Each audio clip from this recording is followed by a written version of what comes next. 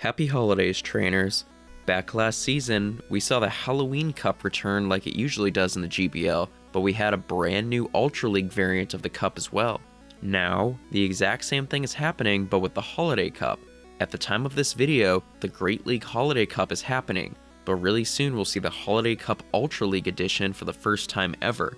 So as is tradition with new cups, we're going to break down some of the best Pokemon in the format and give a few sample teams to try out. So let's get festive and get into it.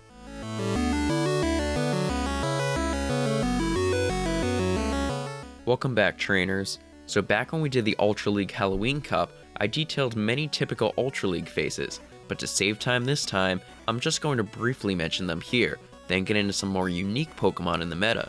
So for familiar faces, we have Giratina Altered, Obstagoon, Charizard, Snorlax, Walrein, Venusaur, and Talonflame. You know these Pokemon, I'm sure, so I won't waste any additional time on them, but they're all very good in this cup. So starting off with the normal type, we have Dubwool.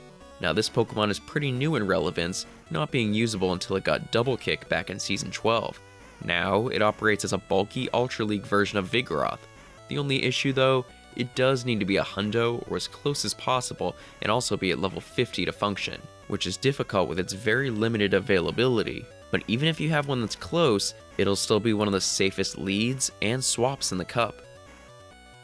Now while electric types aren't as good in this cup as in the Great League version, I still want to mention a couple, the first being Magnezone. While you'll need to plan around its ground, fire, and fighting weaknesses, it can still hit really hard neutral damage on a lot of the meta.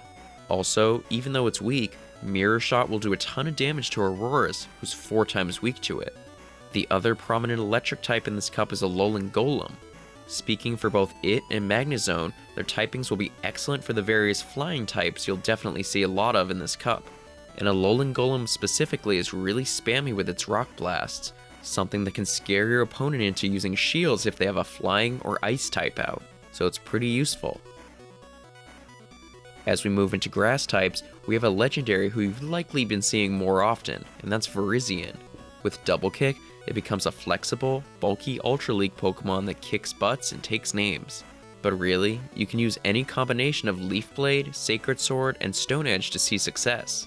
Leaf Blade gives you the strongest stab neutral damage, Sacred Sword gives great damage against Ice, Rock, and Steel types of the cup, and Stone Edge provides powerful coverage that can take down various flying types who would threaten it. Different ways to use Virizion, but I would plan its moveset according to the rest of your team's coverage and weaknesses. Next up, we have a Pokemon that's less flexible and more risky. Abomasnow can do incredible things against some flying, water, and grass Pokemon, but it does have a ton of weaknesses in this cup. Flying types still hit it for super effective damage, you'll have fire flying types who really scare it, and other Pokemon like Obstagoon, Virizion, and Aurorus, all of which can shatter this ice grass type. I fear Charizard and Talonflame will be common Pokemon, so I'm not sure I'll be running Abomasnow.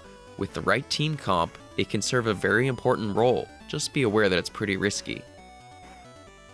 But moving on to Abomasnow's other type, Ice, we have Lapras. Now I think Lapras is a sleeper pick for this cup. Yes, Walrein does do a lot of what Lapras does and more, making a good choice as well, but I think Lapras' ability to do water damage with Surf can help it in some close matchups. It'll help Lapras put pressure on things like Charizard and Talonflame, something Icicle Spear only somewhat does, and you'll still have Ice Beam for stronger ice damage. Also, Surf can give you a more favorable matchup against Aurorus and Alolan Golem, who I also expect to be big in this format. And speaking of Aurorus, it's time we finally talk about it. There's definitely a few steel and fighting moves in this cup, but nowhere near as much as in the open leagues, so Aurorus has a lot more room to shine. It's got the spammy Powder Snow Weather Ball combo, along with the extremely powerful Meteor Beam. And when using Aurorus, feel free to lay off the baits and go straight Meteor Beam, because even that does remarkably well against this meta. I did recently discuss Kyurem with its signature move Glaciate, so you can check that video out if you'd like to see it more in depth.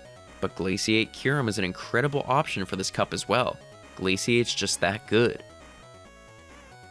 And finally, we move on to the flying type. Now obviously we've got Talonflame and Charizard who I mentioned earlier, but Pidgeot also saw a big rise with the wing attack buff, so it'll be great here too.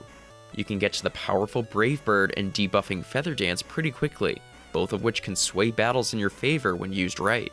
I love using Pidgeot as a lead because you can choose between Brave Bird then switch out, or Feather Dance and force your opponent to switch. Just still be wary of Ice and Electric types. And one more flying type I'd like to talk about is Dragonite, who makes for another major Dragon Breath user alongside Kyurem and Giratina. Dragonite has the advantage of having Superpower though, which can help cover its Ice and Rock weaknesses, so even Abomasnow and Alolan Golem aren't safe. I think Dragonite will be another sleeper pick for this cup. Honestly, it can cover most of the meta if you play smart with it.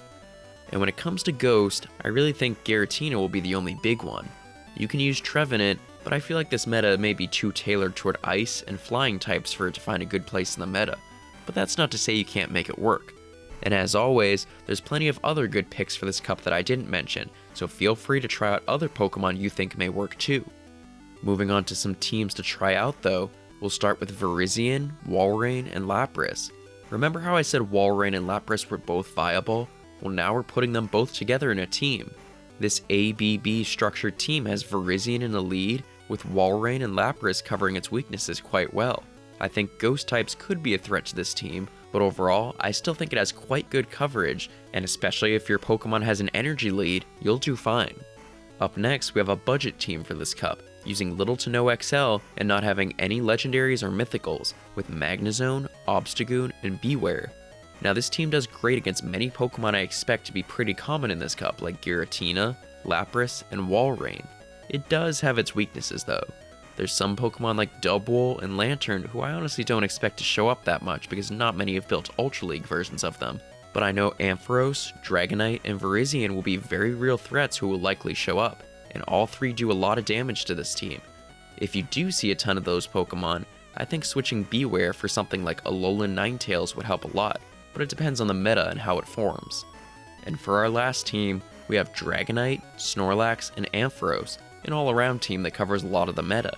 Dragonite will cover much of the flying types and fighting move users of the cup, plus Superpower gives it coverage over ice types. Snorlax makes a great safe swap against many Pokemon and also has Superpower for strong coverage. And Ampharos is great for hitting both flying types and waters. I didn't talk about Ampharos in detail, but it is quite good here. While it's frail, I think it'll provide some great coverage with ground being largely absent from this cup. But outside of Ampharos, you could also throw in an ice type like Abomasnow, so you're weaker too, but also stronger against Virizion. But that just about wraps up this Holiday Cup prep guide. It's going to be a really interesting cup, so I wish you all the best of luck. If you like this guide and want to see my future ones, be sure to give this video a thumbs up and subscribe if you haven't already. As always, let me know what you're thinking of running in this cup, or if you're just not going to bother with it at all and do Open Master League instead. But whatever you play, I wish you all the best of luck, and I'll see you in the next video. Thanks for watching.